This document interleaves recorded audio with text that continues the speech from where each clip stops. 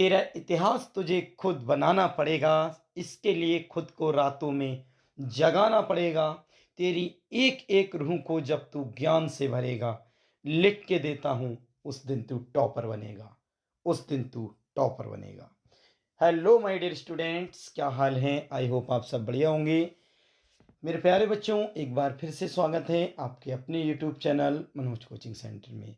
बेटा, यदि आपको टॉपर बनना है, यदि आपको अच्छे नंबर लाना है, तो आपको हमारे साथ जुड़ना होगा।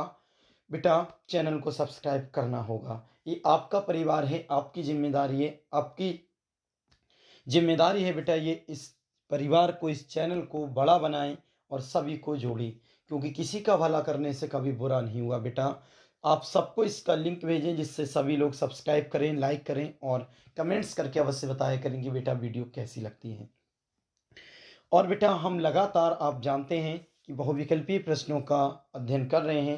प्रत्येक सब्जेक्ट में हमने ये एक सीरीज बनाई है जिसमें प्रत्येक सब्जेक्ट के प्रत्येक चैप्टर के बहुविकल्पीय प्रश्नों की अलग से प्लेलिस्ट तैयार करेंगे, जिससे जो आपके 20 प्रश्न आते हैं बेटा OMR सीट पे जवाब देने के लिए, वो कभी भी गलत ना हो। तो आप जानते हैं इस समय जो हमारे सीरीज चल रही है बेटा, वो चल रही है साइंस की, यानी कक्षा 10 विज्ञान की। इसमें हमने बेटा 6 चैप्टर कंप्लीट कर लिए हैं। आज की वीडियो में जो हम देखेंगे मेरे प्यारे बच्चों, वो है बेटा चैप्टर नंबर 7, जीव जनन कैसे करते हैं। जीव जनन कैसे करते हैं, और ये चैप्टर नंबर 7 के आज हम बहुविकल्पीय प्रश्नों को देखने वाले हैं। तो चलिए बिना देरी किए शुरू करते हैं।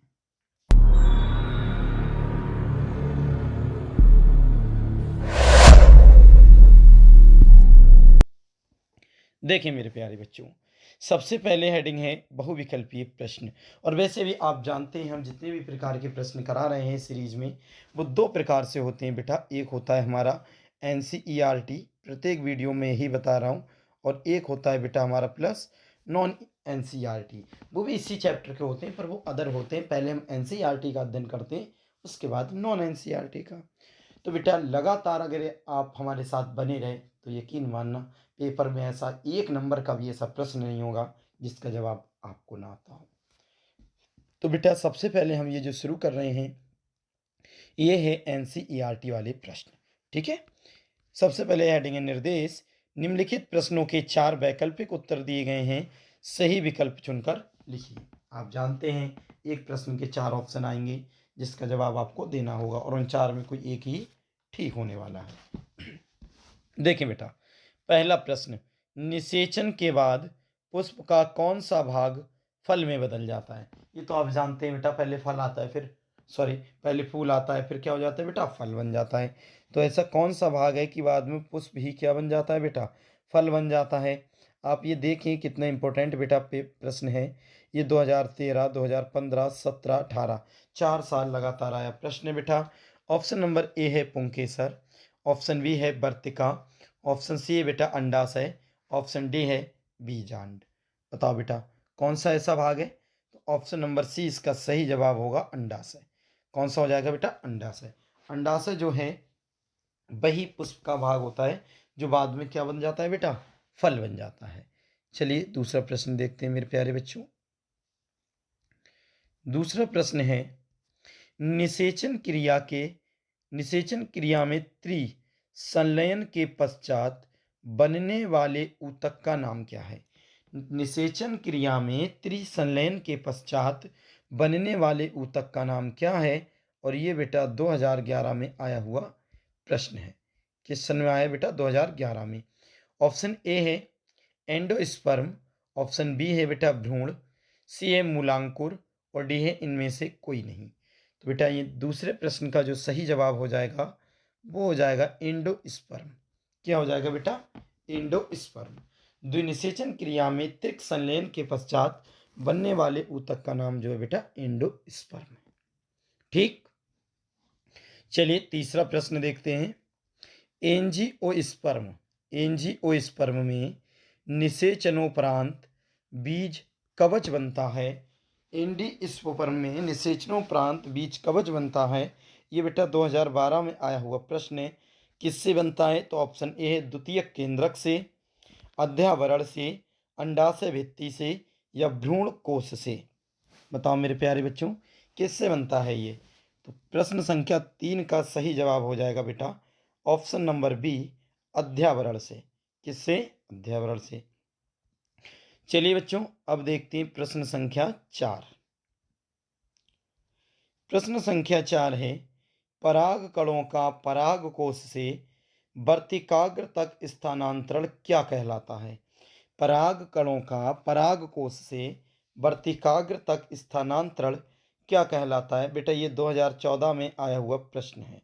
बताओ, जब कोई भी पराग कणों का पराग कोश से वर्तिकाग्र तक जो स्थानांतरण होता है क्या कहलाता है? तो बेटा ऑप्शन ए है परागण, ऑप्शन बी है एंडोत्सर्ग, और सी है बेटा निषेचन, और डी है इनमें से कोई नहीं। बताओ, तो इसका सही जवाब ऑप्शन नंबर ए हो जाएगा मेरे प्यारे बच्चों, परागण। क्या कहलाता है? परागण कहलाता है। चलिए प्रश्न 5 देखते हैं, जो बेटा 2022 में आया हुआ प्रश्न है। क्या है? परागकण किसके अंदर बनते हैं? परागकण बेटा किसके अंदर बनते हैं?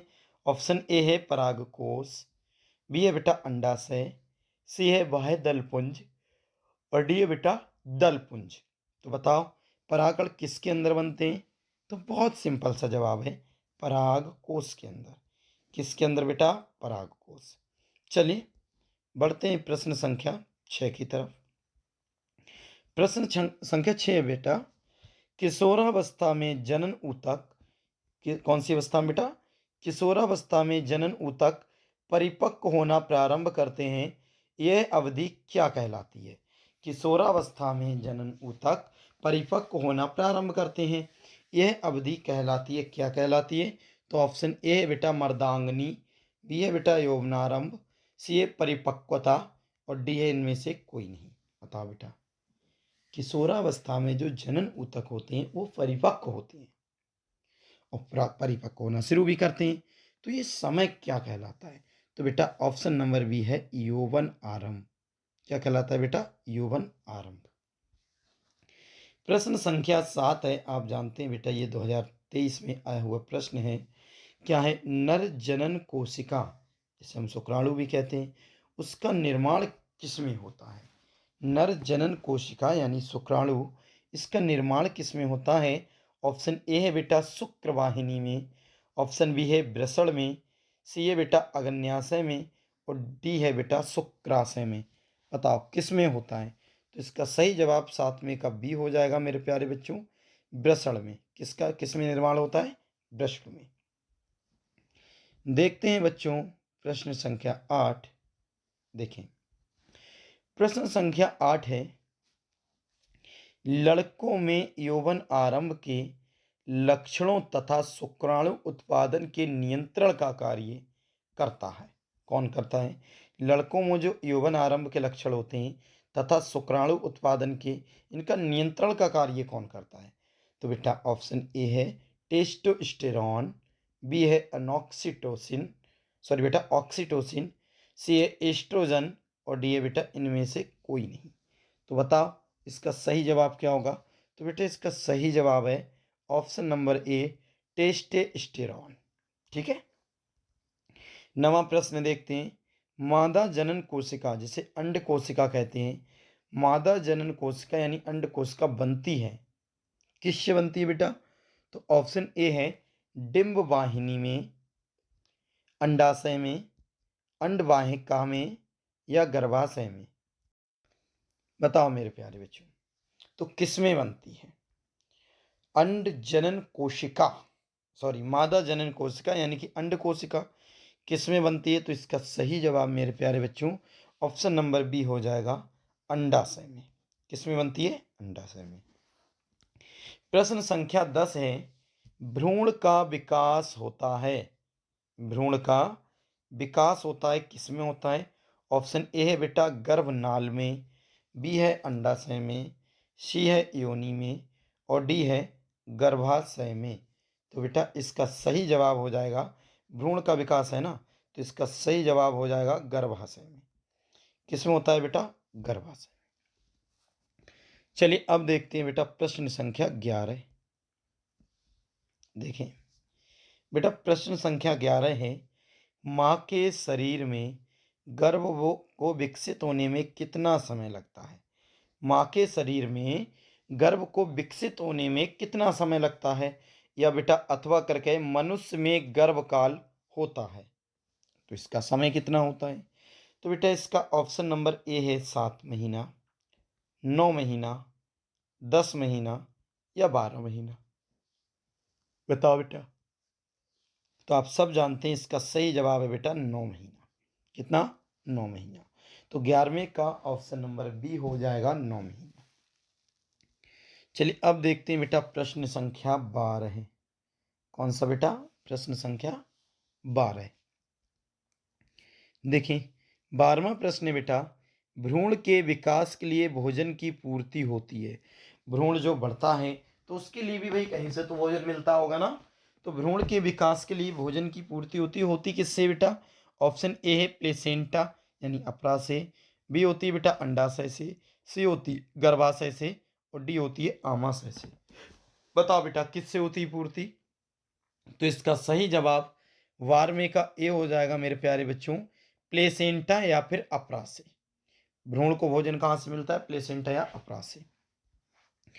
प्रश्न 13 है, निषेचन की प्रक्रिया संपन्न होती है। निषेचन की प्रक्रिया संपन्न होती है किसमें होती है बेटा?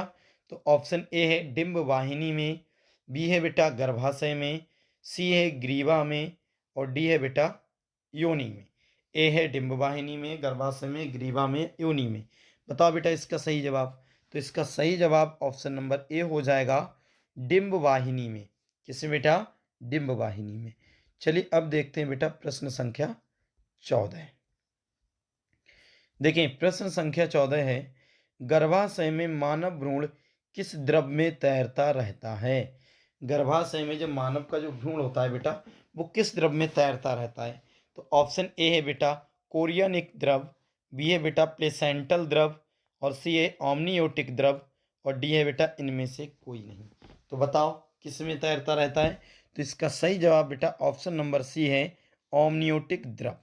किसमें? ऑमनियोटिक द्रव। चलिए 15वां प्रश्न देखते हैं, काला जार नामक बीमारी के लिए उत्तरदायी है कौन है? एक काला जार नामक बेटा बीमारी है, इसके लिए उत्तरदायी कौन है? तो ऑप्शन ए है बेटा लिस्मेनिया, बी है पैरामीसियम, सी है प्लाज्मोडियम और डी है एंट अमीबा। बताओ बेटा। तो काला जार बीमारी इसके लिए कौन उत्तरदायी है बेटा? तो इसका सही जवाब हो जाएगा ऑप्शन नंबर ए लिस्मेनिया। कौन जिम्मेदार है? लिस्मेनिया। चलिए देखते हैं प्रश्न संख्या 16। प्रश्न संख्या 16 है मेरे प्यारे बच्चों, मलेरिया का बुखार पैदा करने वाला प्रोटोजोआ कौन सा है? मलेरिया का जो बुखार है बेटा वो पैदा होता है, तो ये पैदा करने वाला प्रोटोजोआ है कौन सा? तो बेटा ऑप्शन ए है प्लाज्मोडियम, बी है लिस्मेनिया, सी है ट्रिपेनोसोमा और डी है एंट अमीबा। तो आप सब जानते हैं जो मलेरिया का बुखार है वो पैदा करने वाला जो प्रोटोजोआ है बेटा वो होता है प्लाज्मोडियम। कौन होता है? प्लाज्मोडियम। ठीक है। अच्छा ये बताओ वीडियो में कुछ भी समझ में आ रहा है बेटा? ये ऑप्शन समझ आ रहे हैं ना? तो आप जल्दी से लाइक कर देना वीडियो को, ठीक है। और इसके नोट्स बनाएंगे अच्छे से। जब आप नोट्स बनाएंगे तो आप पढ़ेंगे। और अगर नोट्स ना बनाए बेटा दो ऑप्शन है, या तो नोट्स बना लें जिससे कॉपी में आप लिख लोगे तो उसे याद करना आसानी है, या इस वीडियो को 2-3 बार देखोगे तब भी हो जाएगी, ठीक है। देखते हैं बेटा 17वां प्रश्न, निम्न में से मानव में मादा जनन तंत्र का भाग नहीं है। निम्न में से मानव में मादा जनन तंत्र का भाग नहीं है, कौन सा भाग नहीं है बेटा मादा जनन तंत्र का? ऑप्शन ए है अंडाशय, बी है शुक्र वाहिनी, सी है बेटा वृषण और डी है प्रोटेस्ट ग्रंथि। तो कौन सा नहीं है? तो अंडाशय या मानव में सॉरी निम्न में से मानव में मादा जनन तंत्र का भाग नहीं है। मादा जनन तंत्र का भाग नहीं है। बताओ बेटा अंडाशय, शुक्रवाहिनी, वृषण या प्रोटेस्ट ग्रंथि। तो इसका सही जवाब ऑप्शन नंबर ए हो जाएगा बेटा अंडाशय। मादा जनन तंत्र का भाग नहीं है कौन? अंडाशय। बाकी सब की सब जो होती हैं बेटा वो होती हैं जनन तंत्र का भाग। चलिए 18वां देखते हैं, देखिए बच्चे 18वां प्रश्न, गर्भधारण रोकने के लिए, गर्भधारण रोकने के लिए मेरे प्यारे बच्चों, गर्भधारण रोकने के लिए गर्भ निरोधी युक्तियों में शामिल है। कौन शामिल है? ऑप्शन ए है बेटा कॉपर टी, बी है कंडोम, सी है गर्भ निरोधी गोलियां और डी है सभी। तो आप जानते हैं गर्भ रोकने के लिए ये सभी बेटा उपयोगी हैं, तो ऑप्शन नंबर डी हो जाएगा उपरोक्त सभी। 19वां प्रश्न है, अलैंगिक जनन में संतति की उत्पत्ति होती है। अलैंगिक जनन में संतति की उत्पत्ति होती है, तो ऑप्शन ए है बेटा एकल जीव से, बी है दो जीव से, सी है बेटा केंद्रक जीव से और डी है इनमें से कोई नहीं। तो बताओ अलैंगिक जीव जनन में संतति की उत्पत्ति किस प्रकार होती है? तो ऑप्शन नंबर ए ठीक हो जाएगा बेटा, एकल जीव से ही होती है अलैंगिक। अगर दो जीव होंगे तो वो लैंगिक हो जाएगी। ठीक है, चलिए बढ़ते हैं बेटा प्रश्न संख्या 20 की तरफ। प्रश्न 20 है, ध्यान से देखेंगे मेरे प्यारे बच्चों। 20वां प्रश्न आप समझें क्या है। हाइड्रा में नए जीवों का विकास होता है। हाइड्रा में नए जीवों का विकास होता है, किसके द्वारा होता है बेटा? ऑप्शन ए है विभाजन द्वारा, बी है बेटा निषेचन द्वारा, सी है मुकुलन द्वारा और डी है इनमें से कोई नहीं। तो बताओ बेटा, तो इसका सही जवाब 20 में का सी हो जाएगा, मुकुलन द्वारा। किसके द्वारा बेटा? मुकुलन द्वारा। अब देखते हैं बेटा प्रश्न 21, मानव शरीर के किस भाग में शुक्राणु डिंब को निषेचित करते हैं? मानव शरीर के किस भाग में शुक्राणु डिंब को निषेचित करते हैं? ऑप्शन ए है बेटा गर्भाशय में, बी है योनि में, सी है बेटा डिंब वाहिनी नली में और डी है इनमें से कोई नहीं। तो बताओ मानव शरीर के किस भाग में जो शुक्राणु होते हैं वो डिंब को निषेचित करते हैं? तो बेटा इसका ऑप्शन नंबर सी बिल्कुल ठीक हो जाएगा, डिंब नली, डिंब वाहिनी नली में। चलिए बेटा देखते हैं प्रश्न संख्या 23, सॉरी बेटा 22, इसमें धोखे से 23 पड़ गया है।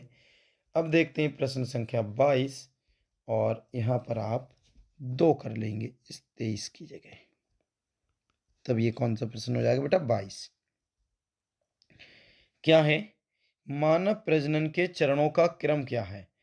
मानव प्रजनन के चरणों का क्रम क्या है? ऑप्शन ए है बेटा निषेचन, बी है भ्रूणीय विकास, सी है युग्मक जनन। ठीक है बेटा, और इन तीनों से जो क्रम पूछा है प्रजनन का, 4 ऑप्शन बने। पहला ऑप्शन में बेटा क्या ये तीनों हैं, पहले ये होता है फिर ये 1 2 3। बी वाले में का क्या मतलब है 2 3 1, पहले ये होता है फिर तीसरे नंबर का फिर पहले नंबर का। सी वाला है बेटा 3 2 1, यानी पहले ये फिर ये फिर ये। फिर डी वाला है बेटा पहला तीसरा दूसरा, यानी कि पहला तीसरा दूसरा। तो सही क्रम क्या है उसकी बात हो रही। तो बेटा सही क्रम है आपका ऑप्शन नंबर सी 3 2 1। सबसे पहले जो होता है बेटा वो युग्मक जनन होता है, फिर भ्रूणीय विकास होता है, फिर क्या होता है बेटा? निषेचन होता है। मादा प्रजनन चरणों का क्रम की बात हो रही है बेटा, चरणों का क्रम। तो चरणों का क्रम क्या हो जाएगा? 23 का सी। पहले युग्मक जनन होता है, उसके बाद भ्रूणीय विकास, उसके बाद में क्या होता है बेटा? निषेचन। तो 23 का क्या हो जाएगा? सी वाला ऑप्शन ठीक हो जाएगा। देखते हैं बेटा प्रश्न संख्या, 1 मिनट रुको मेरे प्यारे बच्चों, कहीं से थोड़ी सी दिक्कत हुई है। देखिए बच्चों, इसमें जो है आपका आंसर थोड़ा गलत हो गया है। ठीक है, इसका सही जो आंसर बनेगा मेरे प्यारे बच्चों वो ऑप्शन नंबर डी बनेगा। कौन सा बेटा? Option number D. देखो समझाता हूँ कैसे मैं। क्योंकि सबसे पहले बेटा प्रजनन के लिए जरूरी है तो वो होना चाहिए निषेचन। तो निषेचन सबसे पहले होगा, इसका मतलब पहले नंबर पे निषेचन आएगा। उसके बाद बेटा युग्मक बनता है, तो फिर तीसरे नंबर वाला आएगा युग्मक जनन, और उसके बाद सबसे बनता है भ्रूणीय विकास, यानी बाद में आएगा दूसरे नंबर का। तो बेटा ये 1 3 2 वाला ऑप्शन सही होगा और ये है ऑप्शन नंबर डी में। तो सी नहीं होगा बेटा, ऑप्शन नंबर डी सही होगा। ठीक है, सी नहीं होगा, ना ए होगा ना बी होगा। सबसे पहले क्या होता है बेटा? निषेचन होता है, उसके बाद युग्मक बनता है, फिर भ्रूण बनता है। डी वाला ऑप्शन इसका ठीक होगा। ठीक है बच्चों, चलिए देखते हैं 23वां प्रश्न। विषाणु जनित रोग है, विषाणु जनित रोग है। ऑप्शन ए है बेटा मलेरिया, बी है तपेदिक, सी है एड्स और डी है कालाजार। तो बताओ बेटा विषाणु जनित रोग कौन सा है इसमें? तो ऑप्शन नंबर सी हो जाएगा बेटा एड्स। विषाणु जनित जो बीमारी है कौन सी बेटा? एड्स है। चलिए देखते हैं अगला प्रश्न बेटा।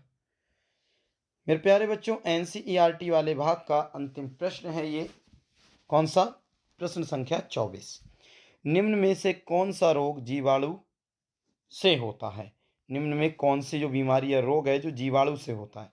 तो ऑप्शन नंबर एक है बेटा गोनेरिया, बी है सिल्फिस, सी है एड्स और डी है बेटा ए व बी दोनों। तो बताओ कौन सा ऐसा है जो जीवाणु से होता है? तो बेटा इसका सही जवाब हो जाएगा ऑप्शन नंबर डी, ए और बी दोनों। जीवाणु से कौन कौन सा होता है बेटा?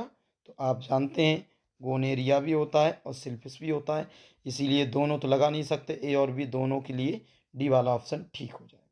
ठीक है बच्चों, चलिए ये थे मेरे प्यारे बच्चों एनसीईआरटी वाले प्रश्न। अब हम देखेंगे नॉन एनसीईआरटी वाले प्रश्न जो कि इसी चैप्टर के बेटा होने वाले हैं। ठीक है, तो चलिए इसको भी हम करते हैं बेटा जल्दी से शुरू, जिससे ये भी हमारे कंप्लीट हों। तो सबसे पहले आप देख रहे हैं बेटा हेडिंग पड़ा है बहुविकल्पी प्रश्न। आप जानते हैं एनसीईआरटी शुरू होता है तब भी ये मिलेगा, और यदि नॉन एनसीईआरटी शुरू होता है बेटा तब भी आपको ये मिलने वाला है। ठीक है, फिर बेटा पढ़ें निर्देश। निम्नलिखित प्रश्नों के 4 वैकल्पिक उत्तर दिए गए हैं, सही विकल्प चुनकर लिखिए। ठीक है, तो चलिए हम पहला प्रश्न देखते हैं बेटा, थोड़े से ऊपर करते हैं जिससे पूरा प्रश्न नजर आए। देखें सबसे पहला प्रश्न, द्विनिषेचन विशेष लक्षण है। फिर है बेटा अथवा, और फिर ऑप्शन में है द्विनिषेचन पाया जाता है। तो बेटा ये इसमें हमसे दो निषेचन के बारे में पूछा गया है, और ये प्रश्न जो है वो 2014 और 2015-16 में आया हुआ प्रश्न है बेटा, कि द्विनिषेचन पाया किस में जाता है, इसका विशेष लक्षण क्या है। तो ऑप्शन नंबर ए है बेटा सभी जीवों में, बी है आवृत बीजी पादपों का, सी है अनावृत बीजी पादपों का और डी है सभी पादपों का। है ना? तो इसका सही जवाब हो जाएगा बेटा ऑप्शन नंबर बी, आवृत बीजी पादपों का। द्विनिषेचन जो लक्षण है वो किसका है बेटा? आवृत बीजी पादपों का। चलिए यह पाया जाता है किसमें? तो आवृत बीजी पादपों में पाया जाता है। ठीक है, दूसरा प्रश्न देखते हैं। दूसरा प्रश्न है मेरे प्यारे बच्चों, ध्यान से समझेंगे। अगर आप ध्यान से समझ के पढ़ेंगे तो इसे बहुत अच्छे से देखते ही देखते याद हो जाएगा, लिखने की आवश्यकता नहीं है। तो दूसरा प्रश्न है बेटा, ये 2014 में आया हुआ प्रश्न है मेरे प्यारे बच्चों। पुष्प के स्त्रीकेसर के मध्य भाग को क्या कहते हैं? पुष्प के स्त्रीकेसर के मध्य भाग को कहते हैं, क्या कहते हैं? ऑप्शन ए है बेटा वर्तिकाग्र, बी है वर्तिका, सी है अंडाशय और डी है अंडवीजांड।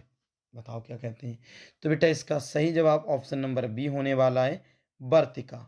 क्या बेटा? वर्तिका। प्रश्न संख्या 3 है निषेचन के दौरान पराग कण से निकलने वाली पराग नलिका सामान्यतः किसके द्वारा बीजांड में प्रवेश करती है? निषेचन के दौरान पराग कण से निकलने वाली पराग नलिका सामान्यतः किसके द्वारा बीजांड में प्रवेश करती है? बेटा 2016 में आया प्रश्न है, और इसके ऑप्शन नंबर ए है बेटा अध्यावरण, बी है बीजांड काय, सी है बेटा निभागी और डी है अंड द्वार। बताओ, तो प्रश्न संख्या 3 का सही जवाब हो जाएगा बेटा ऑप्शन नंबर डी, अंड द्वार। ठीक है, चलिए बढ़ते हैं बेटा प्रश्न संख्या 4 की तरफ मेरे प्यारे बच्चों। प्रश्न संख्या 4 है पुष्प में कितने भाग होते हैं? पुष्प में कितने भाग होते हैं? और ये बेटा 2017 में आया हुआ प्रश्न है। तो ऑप्शन ए है 3, बी है 4, सी है 5 और डी है 6। तो बताओ पुष्प में कितने भाग होते हैं? तो इसका सही जवाब ऑप्शन नंबर बी हो जाएगा बेटा 4 भाग होते हैं। ठीक है, पांचवा प्रश्न जो 2017 में आया है, क्या है? मुकुलन, जिसे बडिंग बोलते हैं, मुकुलन द्वारा अलिंगी जनन निम्नलिखित में से किस जंतु में होता है? मुकुलन द्वारा अलिंगी जनन निम्नलिखित में से किस जंतु में होता है? तो बेटा इसका पहला ऑप्शन है मेढक, बी है अमीबा, सी है केंचुआ और डी है बेटा हाइड्रा। बताओ मुकुलन किस में होता है? तो इसका पांचवें का सही जवाब ऑप्शन नंबर डी हो जाएगा बेटा, हाइड्रा में। किस में? हाइड्रा में। चलिए अब देखते हैं बेटा प्रश्न संख्या 6।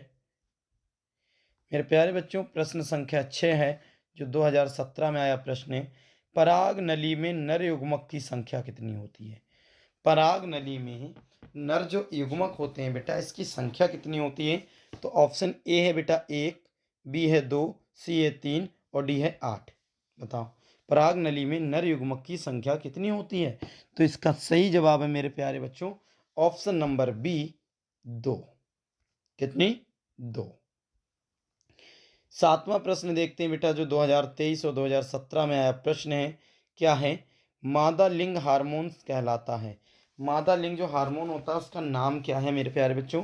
तो इसका ऑप्शन नंबर ए है एंड्रोजन, बी है इंसुलिन, सी है एस्ट्रोजन और डी है उपयुक्त में से कोई नहीं। मगर इसमें तो है, क्या है? एस्ट्रोजन। ये तो आप जानते हैं बहुत अच्छे से कि मादा लिंग में जो हार्मोन्स होता है उसका नाम बेटा एस्ट्रोजन। ठीक है। आठवां प्रश्न देखते हैं।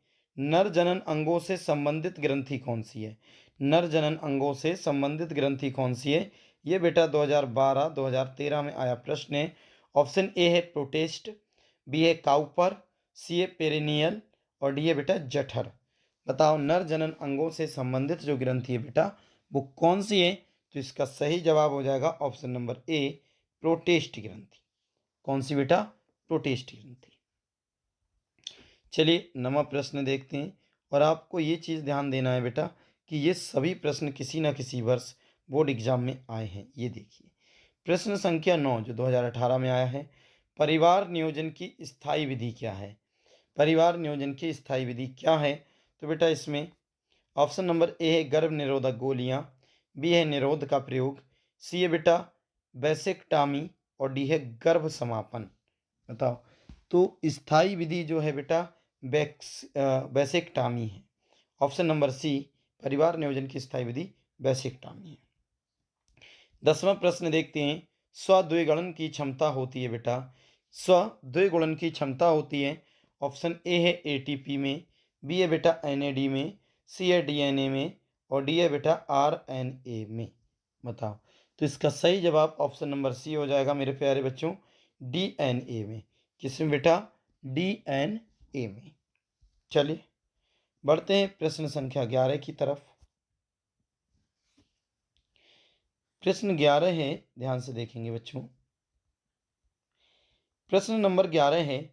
ईस्ट में अलैंगिक जनन प्रायः होता है, किसके द्वारा होता है? ईस्ट में अलैंगिक जनन किसके द्वारा होता है? ऑप्शन ए है बेटा मुकुलन द्वारा, ऑप्शन बी है विखंडन द्वारा, सी है बीजाणु द्वारा और डी है बेटा रोपण द्वारा। बताओ तो ईस्ट में जो अलैंगिक जनन होता है वो किसके द्वारा होता है? तो इसका सही जवाब हो जाएगा 11वें का ए बेटा, मुकुलन द्वारा। किसके द्वारा? मुकुलन द्वारा। चलिए अब देखते हैं प्रश्न संख्या 12 बेटा। देखें प्रश्न संख्या 12 है। खंडन द्वारा अलैंगिक जनन होता है, खंडन द्वारा अलैंगिक जनन होता है। तो बेटा ऑप्शन ए है अमीबा में, बी है ईस्ट में, सी है बेटा स्पाइरोगायरा में और डी है फर्न में। बताओ खंडन द्वारा जो अलैंगिक जनन होता है वो किस में होता है? तो इसका सही जवाब ऑप्शन नंबर सी हो जाएगा मेरे प्यारे बच्चों, स्पाइरोगायरा में। किस में? स्पाइरोगायरा में। प्रश्न संख्या 13 है। हाइड्रा में मुकुलन परिस्थितियों में, हाइड्रा में मुकुलन परिस्थितियों में अलैंगिक जनन होता है, किसके द्वारा? ऑप्शन ए है बेटा विखंडन के द्वारा, बी है मुकुलन के द्वारा, सी है बीजाणुओं द्वारा और डी है बेटा द्विखंडन के द्वारा। तो 13वें का सही जवाब ऑप्शन नंबर बी हो जाएगा, मुकुलन के द्वारा। किसके द्वारा बेटा? मुकुलन के द्वारा। चलिए अब देखते हैं हम प्रश्न संख्या 14।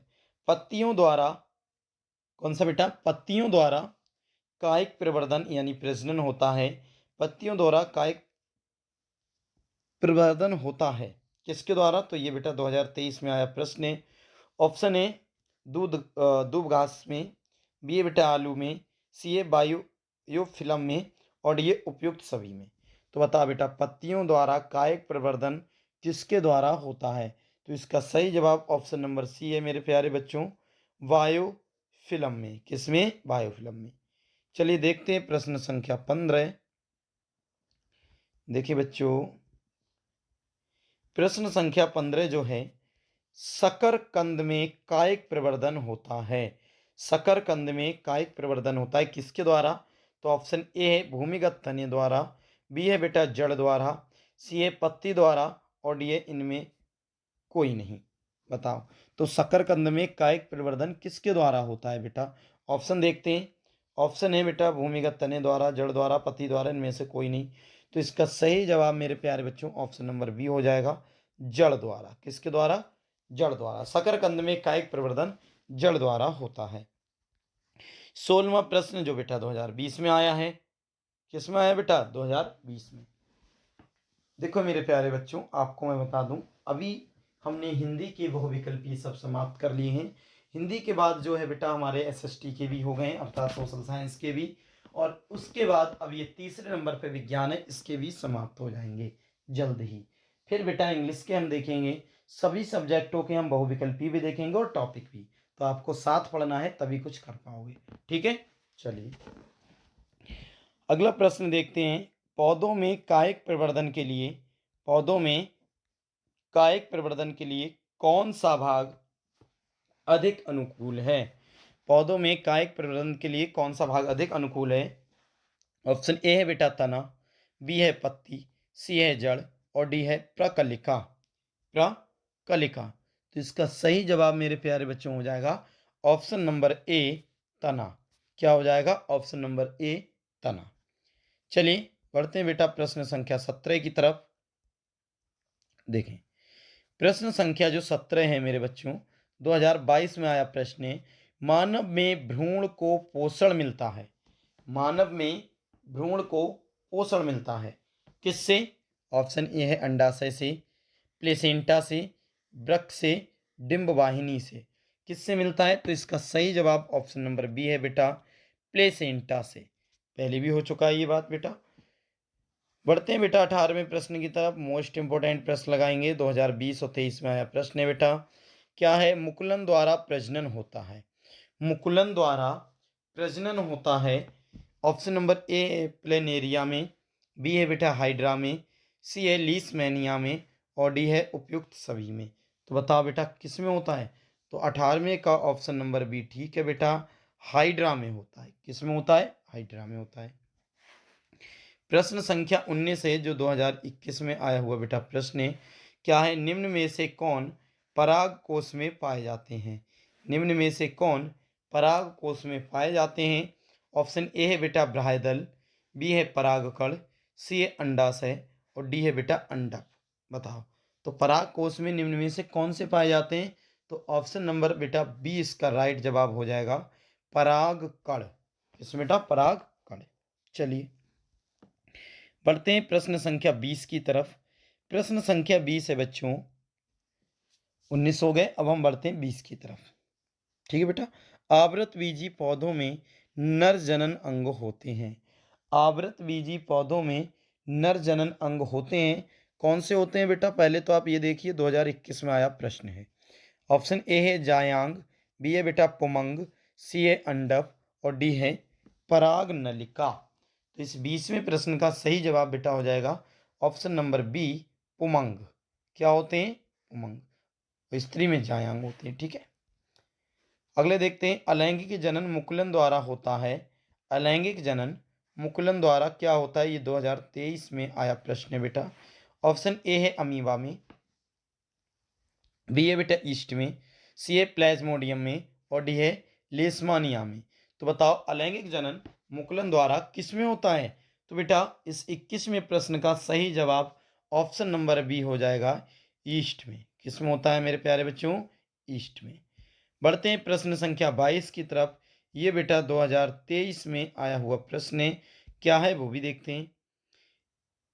निम्न में से किस पौधे में पुष्प एक लिंगी होते हैं?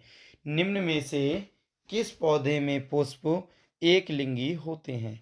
और ए है बेटा पपीता, बी है गुड़हल, सी है सरसों और डी है मटर। बताओ एक लिंगी पुष्प किस में होते हैं? तो इसका सही जवाब ऑप्शन नंबर ए हो जाएगा, पपीता में। किस में बेटा? पपीता में। चलिए बढ़ते हैं प्रश्न संख्या 23 की तरफ मेरे प्यारे बच्चों। कौन से? 23 की तरफ। अब जरा ध्यान से देखेंगे प्रश्न संख्या 23 क्या है। मादा जनन तंत्र के किस भाग में कॉपर टी स्थापित किया जाता है? मादा जनन तंत्र के किस भाग में कॉपर टी स्थापित किया जाता है? और ये 2023 में आया प्रश्न है बेटा। ऑप्शन ए है अंडाशय में, बी है अंडवाहिनी में, सी है गर्भाशय में और डी है बेटा योनि में। बताओ। तो इस 23 का सही जवाब ऑप्शन नंबर सी है, गर्भाशय में। किसमें बेटा? गर्भाशय में। ठीक है।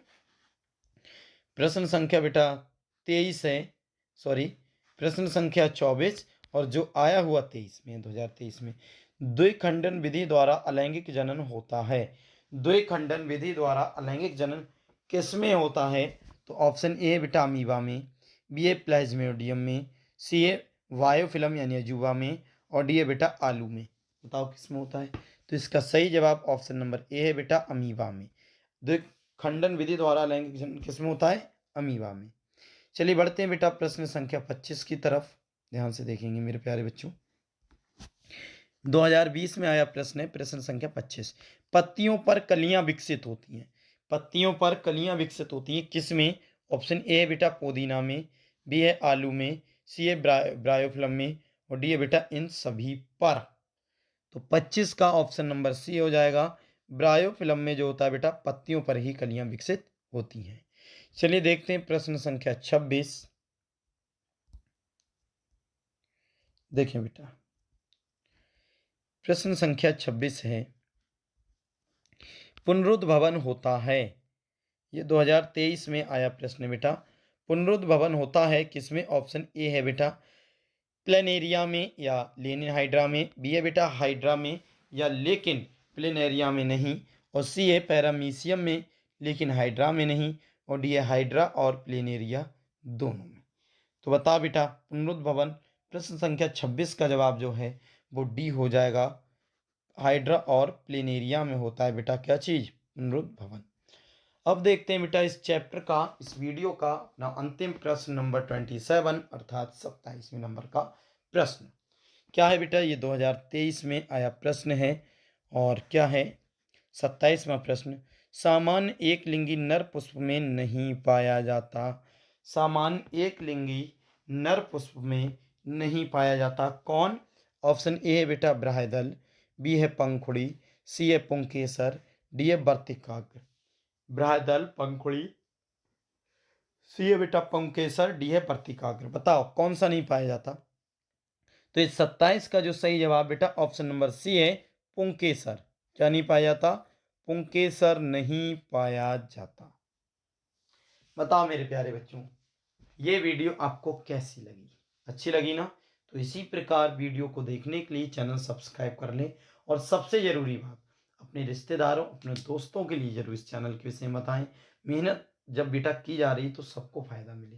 अपने दोस्तों रिश्तेदारों सभी को इसका लिंक भेजें और सभी से कहें इस चैनल को सब्सक्राइब कर दें। ठीक है बेटा।